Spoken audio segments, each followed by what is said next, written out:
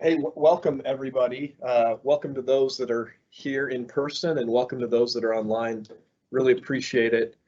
Thanks for taking time out of your busy schedules. I know December is crazy, so we really appreciate you taking some time. We are going to talk about business tax planning. Yesterday, we talked about individual income tax planning. Today's the second in our series of business income tax planning. On the agenda today, we're going to talk about choice of entity. We're going to be talking about business tax credits, just to make you aware of. We're going to give you a legislative update, talk about other incentives like opportunity zones, 1031s. We're going to talk about some updates in sales tax. So as questions come up, please let us know. We're going to attack this from kind of a general perspective because we obviously need to know what the facts and circumstances are to give more specific advice, but very happy to talk through questions. So let's talk about choice of entity for a second. So let's talk about C Corps first. So C corporations, from a taxation perspective, I think most of us know, right? Kind of the conundrum with a C corporation is double taxation. And just to refresh everybody's memory, we've got the C corporation down here. We've got an individual shareholder right there.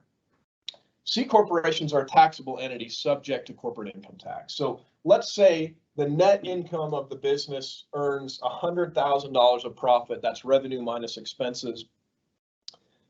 The corporation is subject to 26% corporate tax rate. That's 21% federal, 5% Utah, give or take. So the corporation cuts a check for $26,000 and has $74,000 left to distribute up to its individual shareholder. Then we've got the second layer of taxation there where we've got, of course, $74,000 of dividend income. And then we tax that again at the capital gains rate of 20%. That's the highest capital gains rate. 5% Utah plus the net investment tax that was new as a result of the Obamacare administration, or as a result of Obamacare. So that's the big detriment for C Corps. But let's talk about the advantages and disadvantages of C Corps, right? Shareholders have limited liability. We know that. The documentation and governance is more familiar and more straightforward than an LLC that has an operating agreement and things like that. One of the other advantages that you need to be aware of is stock compensation is much more familiar. We find in this environment that employees, they know what C Corp stock options are. They know what restricted stock, restricted stock units or restricted stock is. That it's much more familiar than a profits interest unit or a capital interest unit in an LLC tax as a partnership, for example. Our clients at the point of the mountain, many of them are C corporations because they're in generally not profitable. So they're not worried about double taxation. They like to compensate their employees with well-known instruments such as stock options or restricted stock. So those are some of the advantages of a C Corp. A couple other things, right, is for businesses that retain their earnings in the corporation, they're not subject to the double layer of taxation. So if your plan is to build your business, reinvest its earnings back into the business, not distribute that, we're sitting still at a 26% rate, which is lower than the highest individual rate of 37%. So that's a data point as you consider that. The earnings aren't subject to self-employment tax, obviously, where in an LLC tax as a partnership, owner's share of the earnings is subject to self-employment. Obviously, we need a corporation to go public. And some institutional investors require C Corps, right? So we see commonly in private equity or venture capital where those investors come in and say, look, we hate getting K1s. We don't want to wait on you to get a K1. We want a C Corp. And so we're going to make you convert to a C Corp. See those frequently. One of the things that you should keep in mind that Kevin is going to get into more is this Section 1202 rule. And I'm just going to steal a little bit of Kevin's thunder, but that rule is that in certain small businesses, if you're the owner of a business whose assets is less than $50 million when you receive the stock, and you hold that stock for 5 years or more, and you sell that stock, you can generally exclude the greater of $10 million or 10 times your basis, your investment, if you will, when you sell that stock. So in our world, that 1202 it's a home run.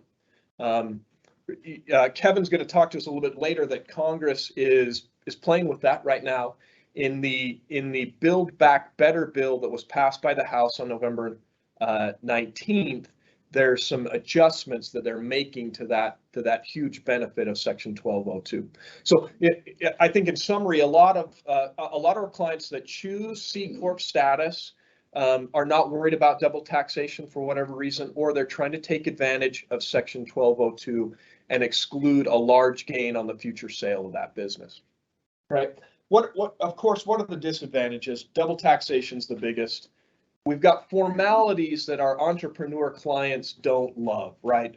Quarterly or annual board meetings, stock register, stockholders meeting, things like that, entrepreneurs are too busy running their business to make sure that they do, but they need to make sure that they do those things. They're not as flexible as the LLC, and I'm going to get into that next.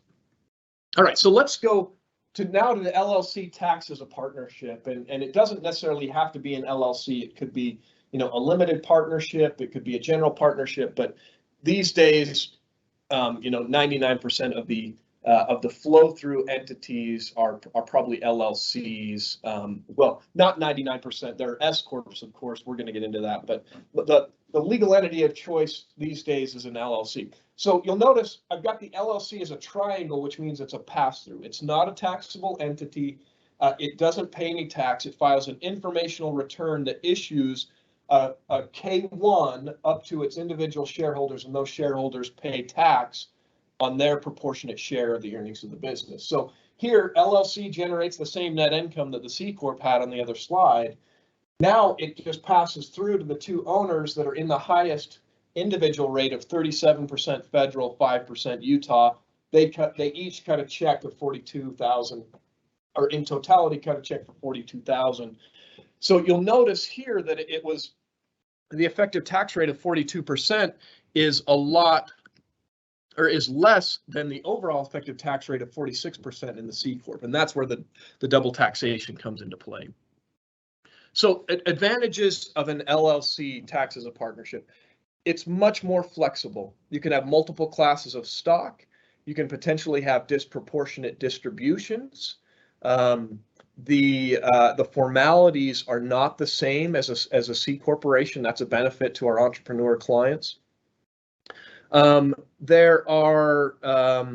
is a 20% deduction that's available on pass-through entities, so long as you're a certain type of business. So, back when the Tax Cuts and Jobs Act was enacted, the C Corp rate was dropped from 35% down to 21%. Well, Congress said for pass-throughs, we want to benefit those pass-throughs also. And the mechanism they did is they gave a 20% deduction called the qualified business income deduction for businesses that aren't in the accounting, law, health, and other service type of businesses. Let's see, what else is a benefit for an LLC tax as a partnership? Well, deducting losses is much easier in an LLC compared to an S corporation. That's something that we need to keep in mind in your choice of entity. S corporations work really well for profitable legacy businesses. LLCs, tax as partnerships, work really well when there's a potential buyer on the horizon. Buyers generally like LLCs and C corps better than S corps. So that's something you should keep in mind, is what is your goal. All right, so disadvantages. LLCs can be fairly complex. They can have complex rules for distributions, complex rules for allocations. They have long operating agreements that attorneys need to interpret. Some states require an entity level tax for LLCs. As I mentioned before, many investors don't necessarily like relying on a K-1 to file their taxes. The last two data points on an LLC is the earnings from an LLC taxed as a partnership are subject to self-employment tax. And that's where an S corporation has the advantage over an LLC. Also, for individuals that own an LLC, you can't be treated as an employee for tax purposes. So you can't wear two hats in that situation. So you don't get W-2s. Your salary or your wage is reported on your K-1 as a guaranteed payment, which is also subject to self-employment tax. So disadvantage of the LLC tax as a partnership.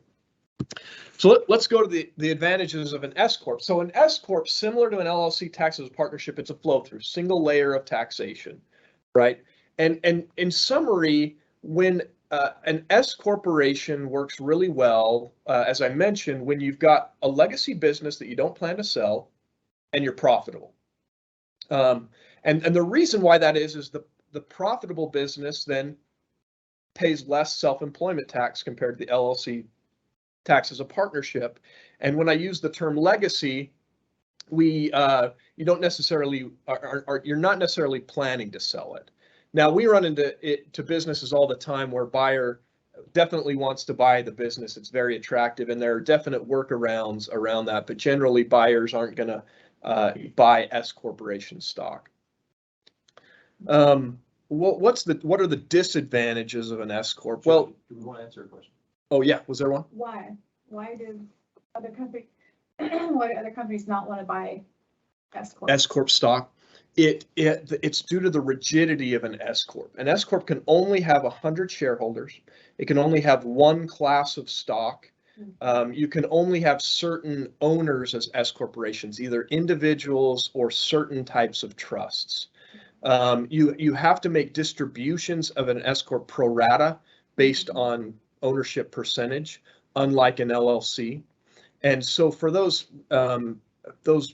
I lump that all into the rigidity umbrella. And so that's generally the reason why they do that. So there's a lot of workarounds in the M&A world when a target is an S corporation. Okay. They usually drop assets down into a subsidiary, or they do what's called an F reorganization so that they don't buy S corporation stock. Okay. Great. Thank you. You bet. Garth? Oh, Kevin.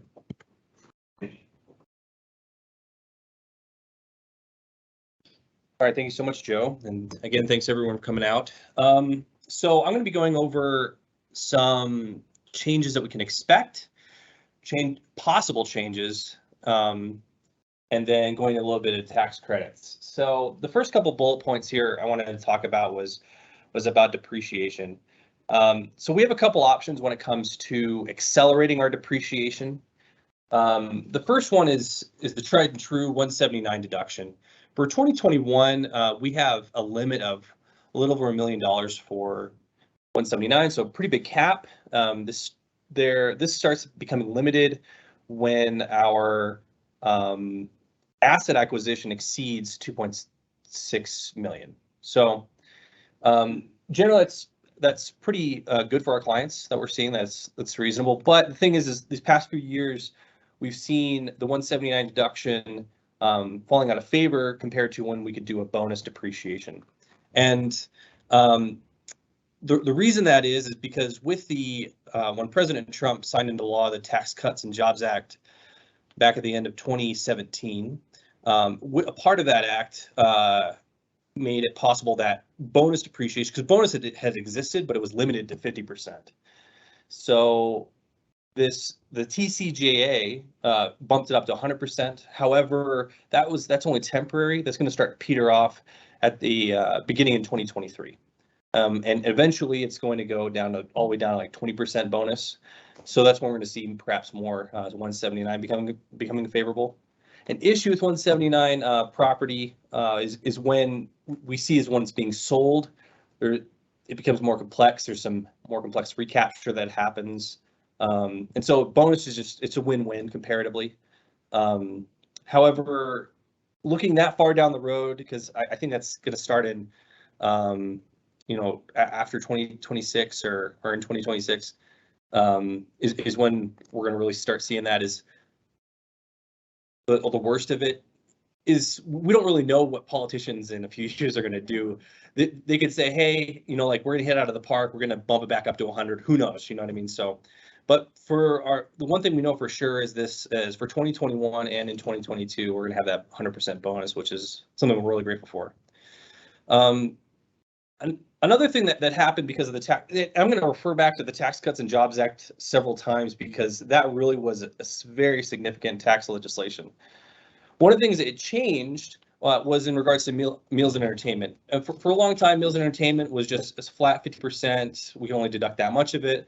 The Tax Cuts and Jobs Act, one of the things it wasn't all cuts. One of the things that they implemented was now entertainment was 100% non-deductible, as opposed to being able to get half of it at least. But with a bill that was passed at the end of 2020, made it possible that we're able to take 100% deduction. So entertainment's still 100% non-deductible, but meals are bumped up to 100% deduction if we get the meal provided by a restaurant, and that's applicable for 2021, so this year, and as well as 2022. So eat out, I guess that's kind of the let's keep those restaurants afloat. And that's exactly what the policy was.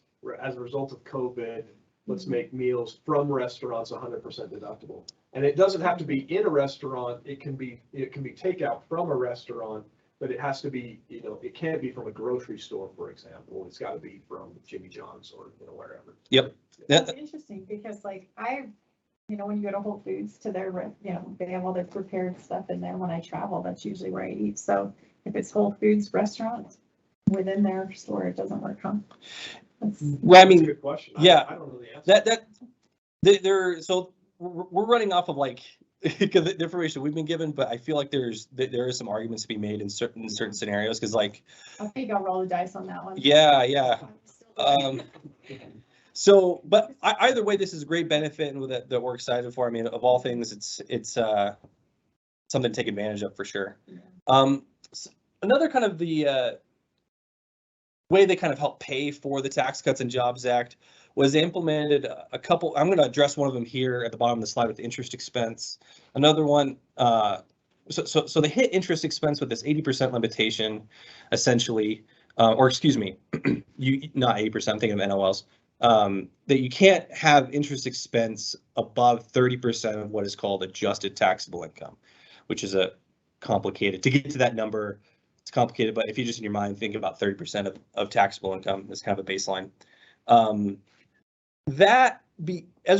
In response to the COVID pandemic, they passed the CARES Act, as Joe mentioned. They wanted to help kind of infuse some stuff, not only with the meals. They tried to help loosen some stuff up. They also did it with interest expense, where we're like, hey, let's not worry about this interest expense limitation for 2019 and 2020.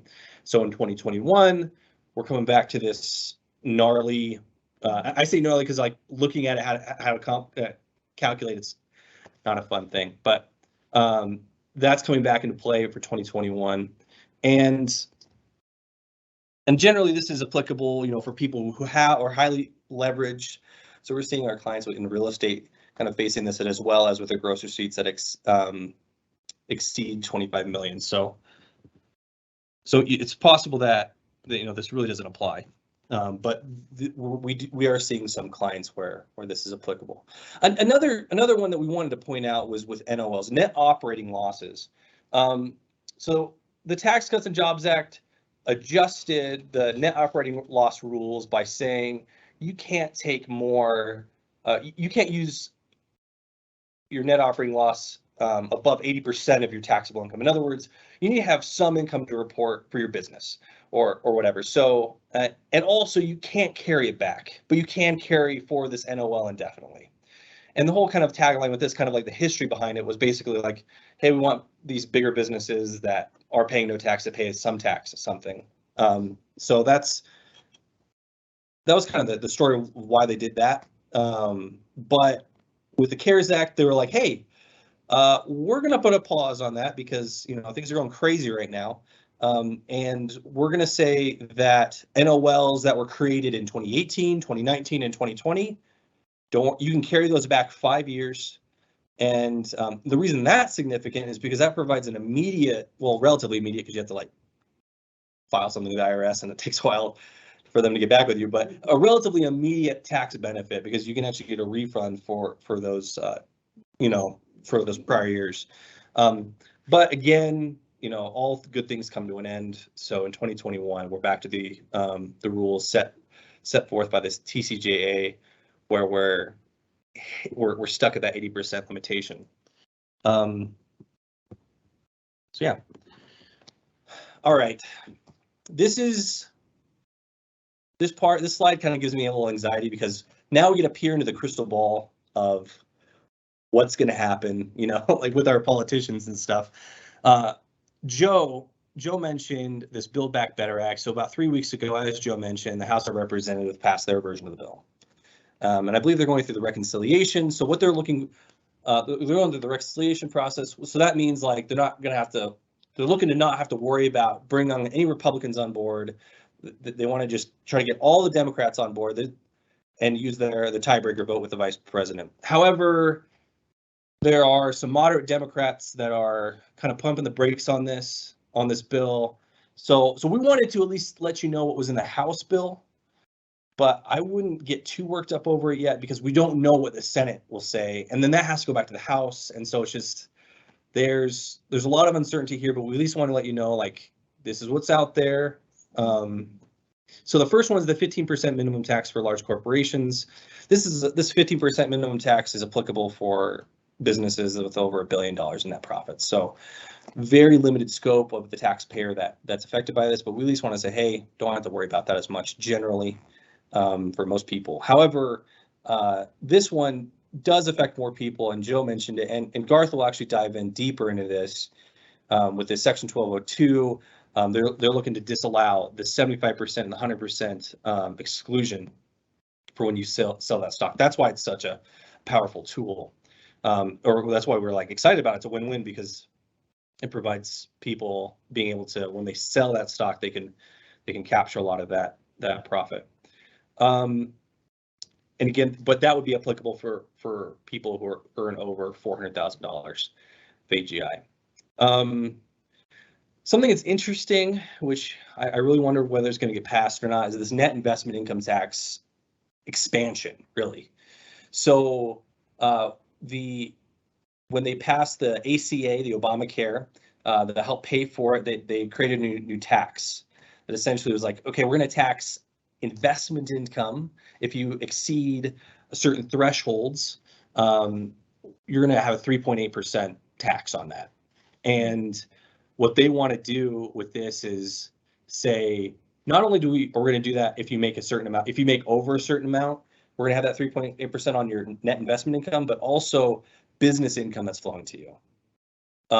So that's a unfavorable thing that could happen. But again, this one I'm like, yeah, that would be unfavorable, but I'm doubtful about its outcome.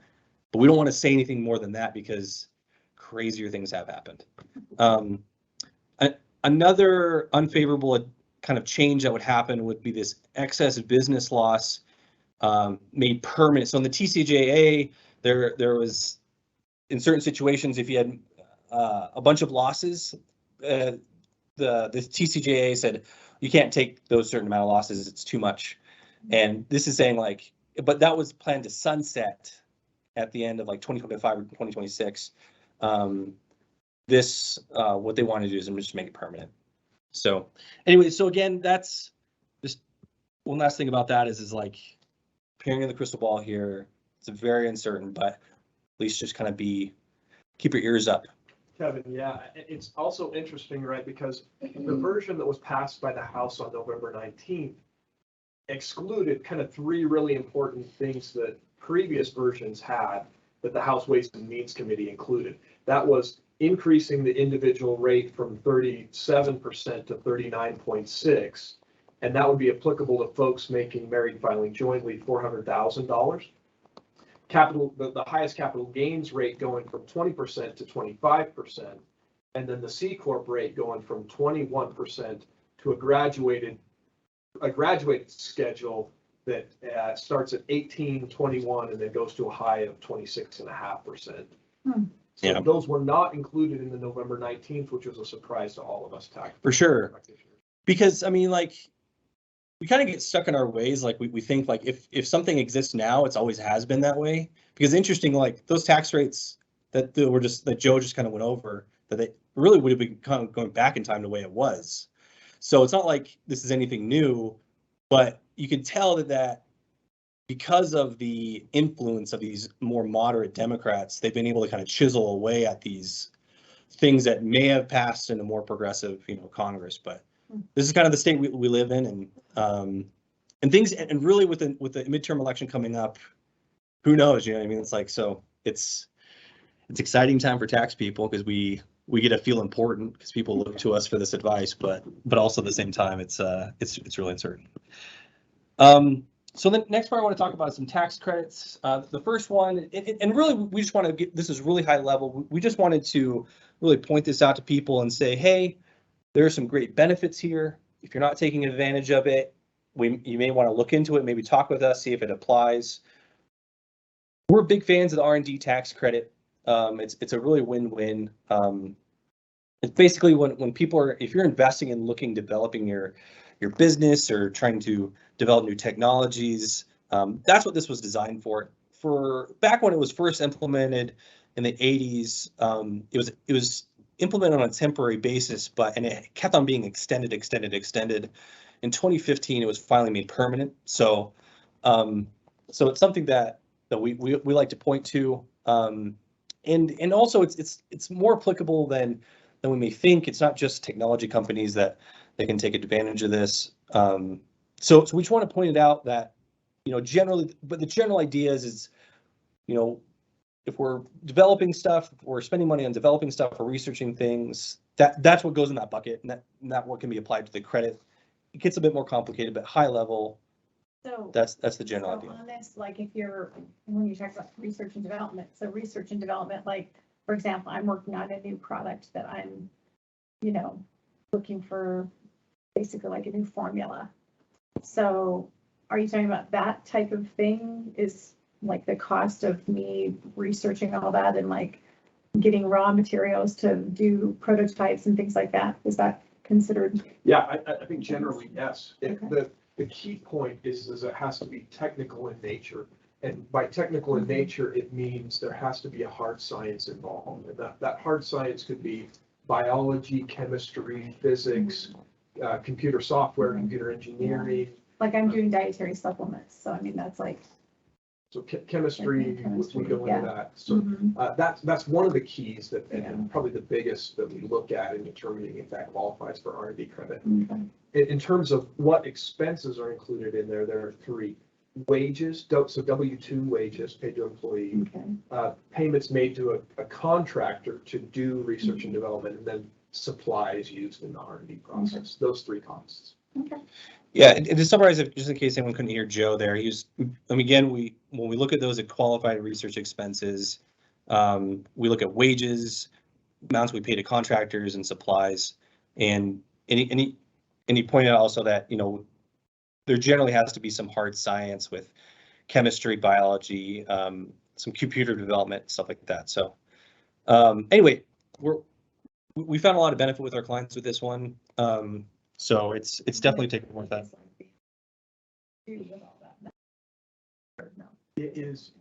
There's two options. So the credit can reduce your income tax. So if you're a flow through like an LLC or an S corporation, it flows through up on a K1. And when you go to file your individual income tax return, you calculate your tax, and then you use that credit as a dollar for dollar reduction of your tax. So it's better than a deduction. It reduces your actual tax liability instead of your taxable income. Okay. All right. Well, thank you for your questions. Perfect. So the next credit we wanted to talk about was this ERC credit. So the ERC is the Employee Retention Credit.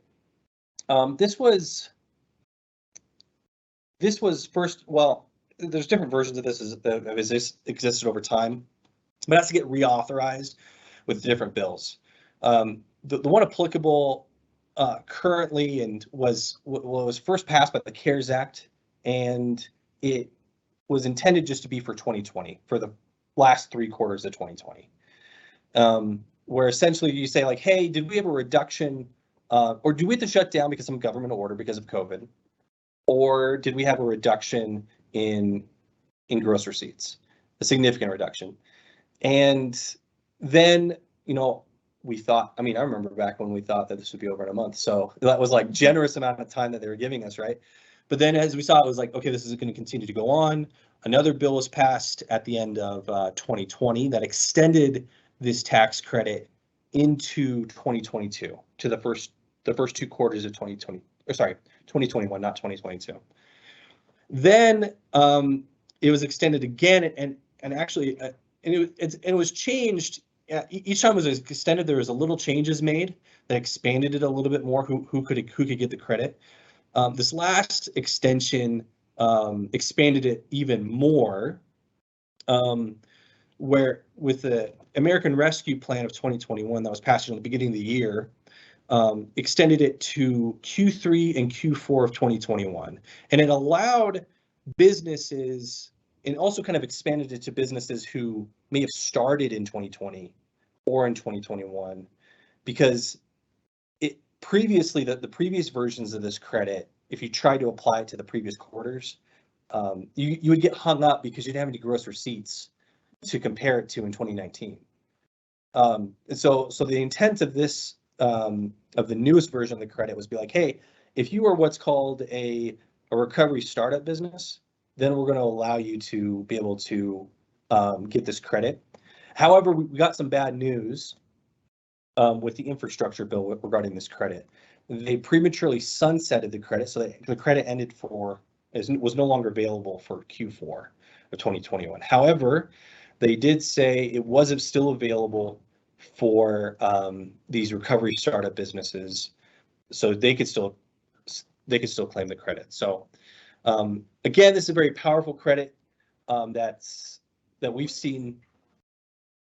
Probably I almost one in the room on all this stuff, but how is it a credit? What is it based on? Yeah, that's a good question. This one, and I appreciate you asking that question, because this one is a bit different than the R&D tax credit, because the R&D one is attached to your income tax return. Yeah. This one is attached to your payroll tax return. And so the way there's a few ways you can claim it. You can claim it originally on your payroll tax return, your quarterly tax return, or you can claim it if you amend, but there's also even a separate form if you wanted to claim it.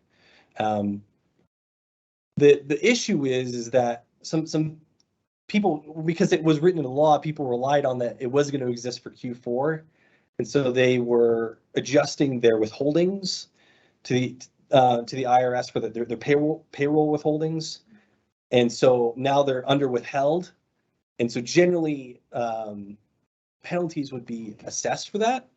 I think it was on Monday or just recently, the IRS put out a notice saying, hey, there's going to be penalty relief for anyone who under withheld based on, you know, this former knowledge. Yeah, so just to add to that, so, you know, when a business files its payroll tax returns, it will make deposits of employees' federal income tax, Social Security, and Medicare, and then the employer has to match that. Mm-hmm. This ERC credit will offset all of those. Okay. So every federal tax on that. So that's why it's powerful. So an employee still gets credit for their income tax withheld, but the employer didn't have to deposit that because they had a credit that offset. Yeah, that's huge. Yeah. So I mean, we've seen our clients who, and we have a team here at Squire that's assisted us. We're actually able to, it's pretty lengthy how far you can like amend. So if you feel like, wow, I think I could have benefited from this, we have some time to amend those prior quarters. So feel free to get in contact with us. We have a great team that works on that. Amending, it's really best practice. If you find yourself you're a recovery startup business, it is, if you can get that credit applied to your Q4 tax return, please do so, because that is a much quicker way to get that credit, that credit, rather than having to amend. If there is a story to be told about the IRS in this during this pandemic, is things have gotten worse in regards to communicating with them and getting in contact with them. It's just a slower process. And So just to clarify again, you're saying this still, they're letting the recovery start at businesses, but Q1 to 3 this year, it's still appropriate. Exactly. And then we could potentially amend last year. Yep. And so, okay. Absolutely. So something to Is it employee retention credit. Yep. Okay. Thank you. Yeah. Anyway, so those are a couple credits we want to highlight. I'm going to turn the time now over to Garth. Great, thanks, Kevin. So just here in the last few minutes, I'm just going to go over a few things that's in the tax code that kind of allows, that are kind of beneficial for taxpayers in either deferring some capital gains or even excluding all your gain. So if you fall into these certain categories. So the first one I just want to quickly overview, and each one of these they're pretty complex, but I just wanted to let you kind of be aware of it. So if you have investments or gains coming up that you feel like you would fit into one of these situations, that you can remember it and then go back and see if you qualify as you go back through it. So the first one's the qualified opportunity zone credit, and this one was also part of that Tax Cut and Jobs Act that was passed back in 2017. And the whole purpose of this qualified opportunity zones hey, they were thinking, hey, here in America we have a lot of economic distress areas or low income areas, and we want businesses or individuals to invest in these communities. And so a way to incentivize them to do that is they set up these qualified opportunity zones in these low income communities, and they tried to incentivize people to invest in there. And the way they do that is, and by doing that is, if you invest in them, you can have the potential to defer some of your gains. So the main thing with opportunity zone is if you had a capital gain, you could take that capital gain and invest it in one of these opportunity zones. And what people would do is, in these zones, they have maps for each state, and you can go look at the areas, and people would set up opportunity funds in there. And then in these opportunity zone funds, they would be kind of businesses that people could invest in as they had a capital gain. And the benefit is that if you invested your capital gain into this, let's see, either in 2017 or even today, you didn't have to pay the tax on that capital gain. You could exclude it from income, and then you could defer it till you filed your 2026 tax return. So it didn't really, you still had to pay the tax on that capital gain, but it allowed you to defer it out in the future. Yeah, kicking your can down the road, which is kind of nice for cash flow or whatever. And then also, but there was some benefit too, that if you, so the law was enacted in 2017, and so back it said, oh, if you do this, if you hold it for 5 years, then you will let you defer the gain, but also you get a 10% step up in your basis. And then if you keep this investment in there in this qualified opportunity fund for 7 years, we'll give you another 5%. So you could exclude, you basically get a step up in your basis of 15%. So you'd only be actually paying 85% of that original capital gain. Well, the deadline for that's 2026. So to get that additional 15% tax step up benefit, that time's really passed. You'd have to do it, even to qualify for the last 5%, you'd have to have a deal done by the end of this year. But there's still, even if you want to do something like that going forward in the next few years, you can still put them into these opportunities of funds for 2 benefits. One is you can defer the tax at least to 2026. So that's either 4 more years down the road. And the other benefit is, if let's say you put your year's capital gain into these qualified opportunity zones, and then in the 2026 comes, you finally pay the tax on that capital gain, but then you still hold it in this opportunity zone, and you hold it for more than 10 years. And then after you've held it for more than 10 years, and then you sell that investment finally, any appreciation on that investment is tax free. So that's kind of one of the benefits, and the holding period there is 10 years. So I guess the reasoning behind that is, hey, we want these low income areas to be developed, and we're trying to incentivize you to keep that investment in there a long time. So if you keep it in there for 10 years, the appreciation on that investment can all be tax free. Certain investments that qualify. Is there a whole thing that's like, if I wanted to go into one of these zones and say build 2 houses and have them as rentals, is that qualify, or is it like a store or a restaurant? Or Yeah, so yeah, that's a really good question. So in these quality, you have to invest into a qualified opportunity fund. A fund, okay. And so in the fund it can be a commercial property or even a residential rental property. It just has to be a trade or business. So as long as your trade or business is, you know, commercial property or whatever, you could go in and invest in a building down there. Or if you have a business, and then, or it just has to be some other kind of active business. So if you have a business and you want to move it into one of these areas, some of that investment in starting up that business there can be So tax instead of, deferred. like preparing for site, a 1031 exchange on something, you can actually just take that money and invest it in this fund that does that. Okay. Yeah. Okay, can I add to that? Yeah. Yeah. So the kind of the perfect fact pattern that we found is entrepreneur sells their business, recognizes big capital gains. They say, shoot, I'd like to invest this into an opportunity zone. And so Congress allowed each governor to choose where the opportunity zones were. So here in Utah County, there's an opportunity zone in American Fork. There's an opportunity zone in South Provo, Ogden's, portions of Ogden, portions of Valley City. So entrepreneur sells his business, says, shoot, I don't want to pay tax on this capital gain. I'm going to invest in a piece of property in South Provo or a business in South Provo, and I want to hold that thing for 10 years and hit another home run. Okay. Yeah. So yeah, and like similar to a like-kind exchange is once you have this capital gain, you have 180 days to put it into one of these qualified opportunity funds. So that's just kind of the timing behind this. Just remember, if you have this, think, okay, I have 180 days to get this in. And the nice thing about, unlike a 1031 exchange, is you don't have to run that through an intermediary. You just report with your tax return. There's a form you file that says I'm deferring this gain because I put it into an opportunity zone.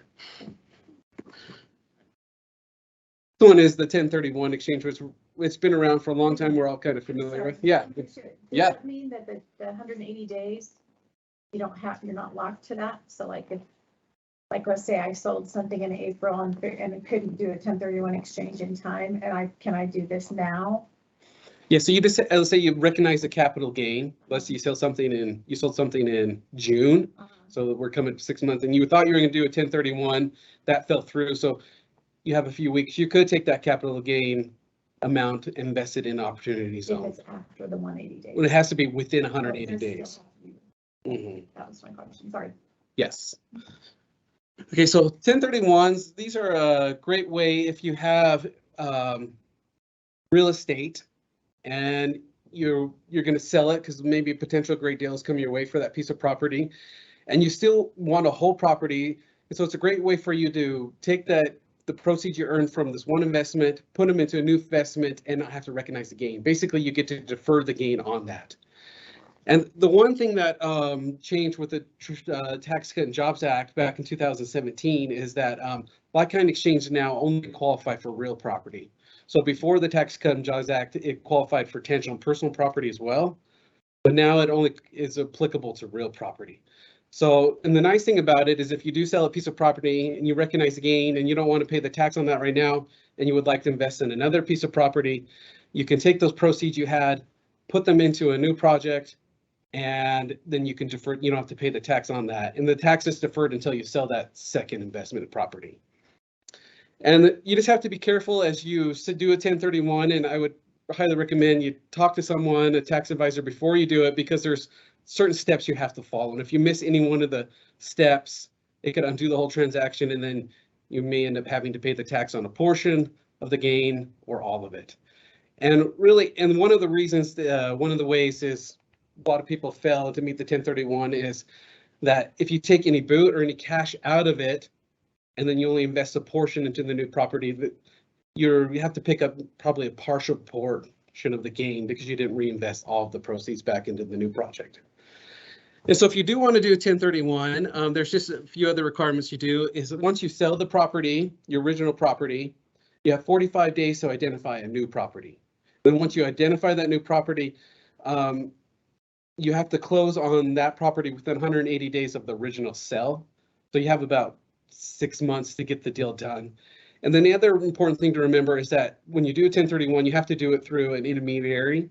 So when you sell your property, you have to then you get a qualified intermediary to help you, and you sell your original property, they put those funds into an escrow for you. And then once you identify the property and close on the new one, they release the funds into the new property. But that is one of the requirements that it generally has to be done through a qualified Yeah, intermediary. isn't that one of the keys, Garth, is, you sell the first property and you can't see the proceeds, right? If the cash hits your bank account, you may have busted your 1031.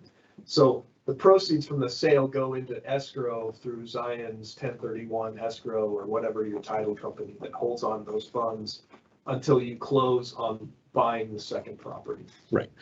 And so if you're thinking about selling a property and you maybe don't want to pay the gain on that property right now and want to defer it, 1031 is a great option. I'll just go on to the next one because we're almost out of time. Another one which Joe referred to earlier is this 1202 qualified small business stock. And this is one of them, a great advantage for a lot of C corporate holders. So Section 1202 was passed back in 1993 to encourage investment in small businesses. And it applies almost to everyone except for corporations. So and the nice thing about this, so qualified small business stock is if you have qualified small business stock and you got that qualified small business stock after September 28th of 2010, and then you decide to sell it today, you could potentially exclude 100% of that gain. And then if you had got it for a short period between 2009, 2010, maybe a 75% exclusion. And then the original exclusion that was enacted in 1993 was a 50% exclusion. So we'll kind of go over what this stock is. So the exclusion amount of qualified small business stock is either $10 million or 10 times your adjusted basis in that stock. And so here's just and we'll go over what qualified small business stock is in just a second, what that means, and if you have it or not. But here's just a quick example to give you kind of the power that this can have. So in January of 2013, Bennett was issued stocks of Widgets Inc. in exchange for $2.5 million cash. Then on the end of 2021, Bennett sold this stock for $27.5 million, really negating a gain of $25 million. This widget stock that Bennett bought does qualify as qualified small business stock. And because he bought it after September 28, 2010, it qualifies for the 100% exclusion. And as it says right above on the top of that slide, the exclusion is either 10 million or 10 times your adjusted basis. And so Bennett's gain in this example was 25 million. And so we look to is that if it's more than 10 million, we're like, okay, what's 10 times his basis? And his basis, he paid $2.5 million for that stock. So we take the 2.5 million times that by 10. So he's able to exclude $25 million. So in this case, he can exclude the whole gain. Now, if he had sold that stock for 30 million, he could still exclude 25 million and then have to pay, let's say he had a gain of 30 million. He could still exclude 25 million and then just pay tax on 5 million. So it can be really powerful if you have qualified small business stock, and it's probably one of the most beneficial pieces in the tax code if you have it. And in this case, in this example, it would save Bennett almost $6 million in federal tax liability by having the 1202 stock. So, yeah. Garth, just to add to that, right? The common fact pattern we see is technology startup as a C Corp trying to qualify as qualified small business stock because they have an exit strategy to sell their business in 5 years or longer. Yeah. And so, yeah, exactly, Joe. So this is the kind of situation where like companies who are very profitable and need these kinds of shelters will find small businesses and say, yeah, what do you need to, and that's kind of a way they avoid like some tax type things, right? Like when you see people who want to invest, online, like, hey, we'll invest in your business. It's usually people who are probably looking for a situation like this. Is that accurate? Or? I mean, it could be like a lot of private equity companies, that's some reason they like C Corp to purchase C Corp stock is because if it's a small taxpayer and they purchase it while it's still a small taxpayer, and then they feel like they can make it grow and then have a big payday at the end, then they can get that exclusion. So that's why a lot of them are incentivized.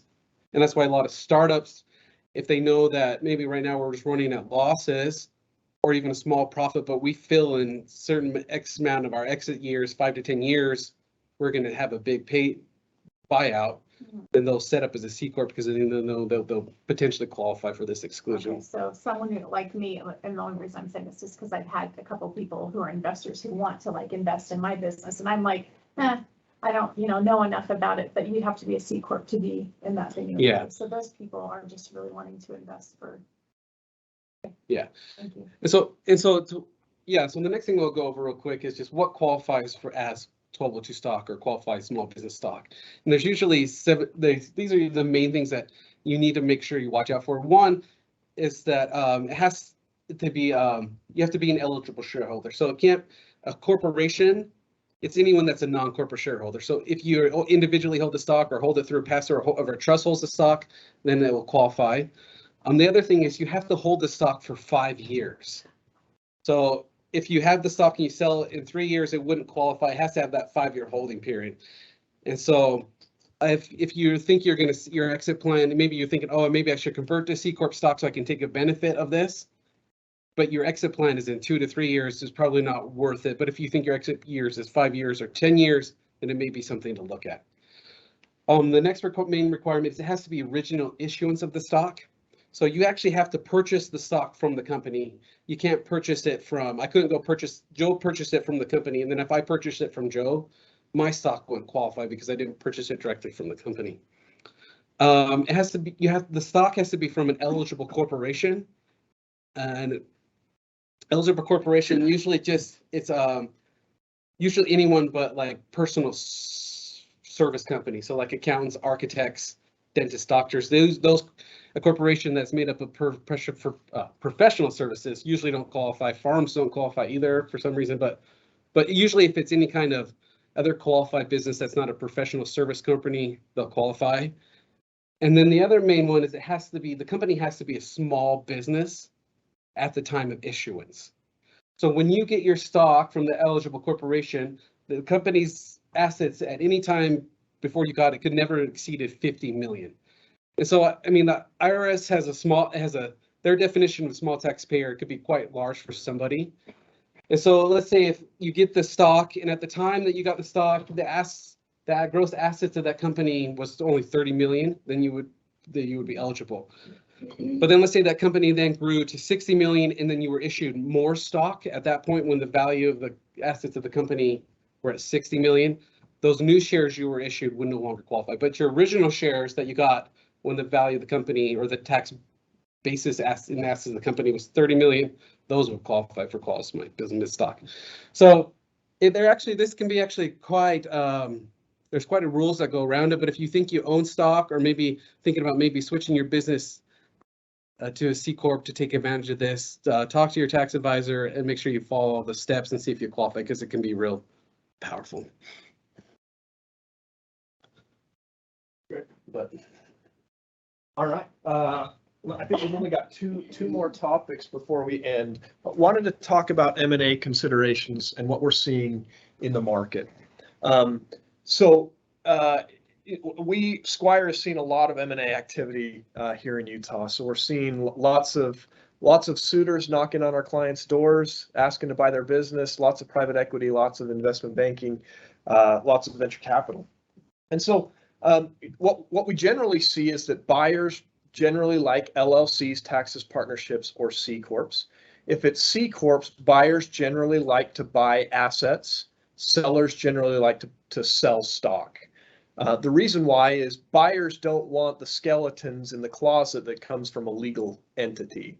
And they get a step up in basis when they buy assets. So they pay $100 million for a business. Their basis in those assets is $100 million, and they can either depreciate or amortize those assets and get a deduction on their side that reduces their tax on the buyer side. Sellers in C Corp settings like to sell stock because the sale of C Corp stock is a capital asset. A capital asset is subject to lower preferential rates, the 15 or 20% rate, as opposed to the high of 37% there. The other thing is that there are lots of instances where the buyer says, hey, we're not going to pay cash consideration for your business. Will you accept our stock? And clients say, okay, great. Yeah, I'd actually like some skin in the new game, and I'll accept buyer stock. But how do we make that tax free? And there are code sections that allow us to do that. If they're met, we can structure these exchanges to be tax-free, and we commonly call these tax-free reorganizations. These can be done through a state law merger. They can be done through a stock-for-stock exchange. They can be done through an asset sale, quote unquote sale, right? Seller transfers their assets, buyer transfers usually stock in themselves, and there are thresholds in doing so. So lots of mechanisms to do that if those situations come up. So I think that's all I wanted to cover on M&A, Garth. You want to bring us home with sales So if tax? someone is wanting to, the M&A thing, like you were talking about, they want to buy a company. This is happening with one of the partners of the company I consult for. This company is coming in because they want a presence here, but they want them to maintain 18% ownership of the company. Yep. Is that why they're doing that, for a tax reason? It could be, yeah. It could be, yeah. In other words, you're saying that the sellers wouldn't sell 100% of the business, they would retain 18%. Right, and Yeah. that's what the letter of intent is stating to them. But he doesn't want any ownership in the business, so he's kind of like, I don't think I want to do that. But it must be because I'm thinking maybe it's why. Is that reason? It could be, they could structure that in Yeah. a tax-free or a tax advantage way. Okay. Yeah, good question. So, well, this is just one last quick note on sales tax because our time is up here. If you have a business and if you create tangible personal property that you sell, right, retail, you probably should be collecting sales tax at least somewhere. And if you're not, you need to come talk to someone and we can figure that out. Because right now there's a couple of ways that states can make you obligated to collect or remit sales tax from customers in their state. And one is that if you have a physical presence in the state, and basically that's if you breathe in that state, you probably have the requirement to collect and remit sales tax. The other one is economic nexus. So if you don't even breathe in the state, but you have sales in that state, and if the sales hit a certain threshold, which most states it's about $100,000 in sale or 200 transactions in that state. So if you sell small widgets that are like $10, but you sell 250 of them into one state, you probably have a sales tax requirement in that state. And so it can be really complex, but I just want to make you aware that that's something you should be aware of, that if you do have that tangible personal property that you sell at retail, either online or in brick and mortar stores, you probably should consider sales tax if you haven't, because you probably have an obligation. Garth, can you talk about digital products too? That seems to be. Yeah, and even if your project is not a tangible personal, that's a good one. Joe said, can we talk about digital projects? And a kind of a new one lately is everyone has a SaaS product, or software as a service, where it's not a physical product that a client has, but they just pay a monthly subscription and they log in, and you just log in and you can use their service. And a lot of the states now, I'd say about half, are taxing those subscription sales. And so if you have a SaaS business and you have charging those monthly or annual subscriptions, and you have significant sales in a bunch of other states, odds are that you probably have a collection requirement and should be collecting sales tax on those subscriptions, because it's about half the states that require on those digital subscriptions.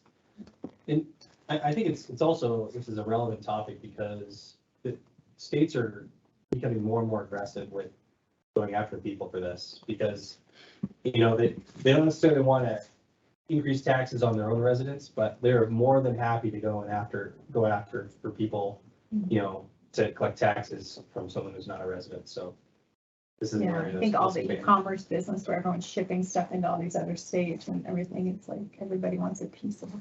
Yeah, yeah, exactly right. The states do want a piece of it. So, yeah, that's all we have for today. We appreciate it. Does anyone have any final questions? Any questions online, or pretty silent there? I just want to make sure that the PowerPoint was emailed, right? Yeah, I think, yeah, she sent that out to everyone that attended here or online. Awesome. Thank you. Thanks, guys. Thank you. Yeah. Yeah. So much. All right.